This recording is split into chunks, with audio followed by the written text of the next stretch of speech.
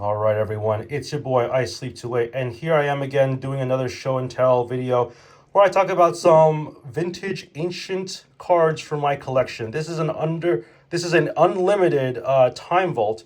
If you don't know what this card does, it's two colorless mana. It says tap to gain an additional turn. After the current one, time vault doesn't untap normally during untap phase. To untap it, you must skip a turn. Time Vault begins tapped. And this was drawn by Mark Tedden. That was the artist, whom I had signatures from in the past, as you can see from maybe some of my other videos. I don't know if you can see this, but it says mono artifact. Mono means that it was able to be tapped. And once you tapped it, it would, well, as it says in this card, it doesn't untap. So in order to untap it, you'd have to either skip your turn or use something like Voltaic Key, for example. The new Tezzeret is 3 colorless mana from Edge of Eternities, can also untap this. So it's interesting because a lot of cards that come out later on in the future bear relevance to vintage. I mean, Tezzeret is the most recent example, and cards like Time Vault will never go out of favor.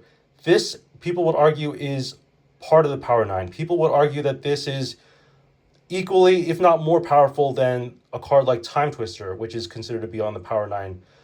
People would probably say, if there were a top 10 lists of the strongest Magic cards in the game, Time Vault is probably one of those cards. In fact, if you were to play a vintage cube, a lot of people don't even put Time Vault in their cubes because of how powerful it is. And when they do put it in the cube, it is like one of the top picks that you would possibly get in one of your drafting cube collections. So if you were to see a Time Vault, this would probably be like top 5 picks or whatever. You'd probably put this maybe even on the top, like on the highest level, just because of how powerful it is and how much it can do. I mean, it's just 2 mana win the game in a lot of situations, depending on your board state. Now, I wanted to share one funny story about Time Vault.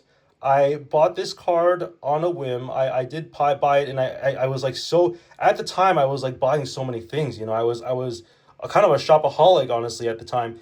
And obviously, we had the money to afford everything, but I just remember this card came in the mail, and I was gonna go like pick it up, or I was gonna try to find it before my mom found it because I didn't want my mom to see it. And this was like when I was like much younger, right? So my mom was not supportive of my Magic collection. She saw the price tag on this and she got PO'd, very, very angry. And I was like, oh no, she saw the card. She didn't like do anything to it, but she got very upset at me for a long time.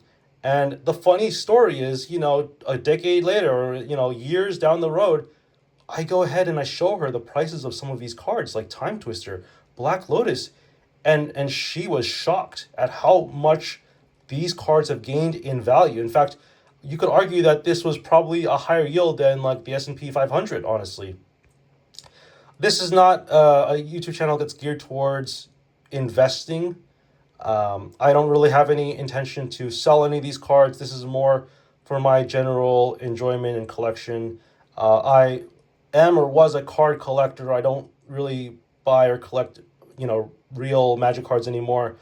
I've been mostly, proxying things like, if there's a cool little fun little deck I want to play, I'll just proxy it. I don't really play in any tournaments or anything like that. There's a bunch of, I do play on Magic Online. There's, a lot of different resources out there. Magic Arena with Timeless is another great resource if you want to play Magic for like much cheaper than in paper. But I don't play paper tournaments anymore, and I can go on and on about why that is. But I spend my money. I still support Wizards by spending money on digital product, as you can see in my other videos.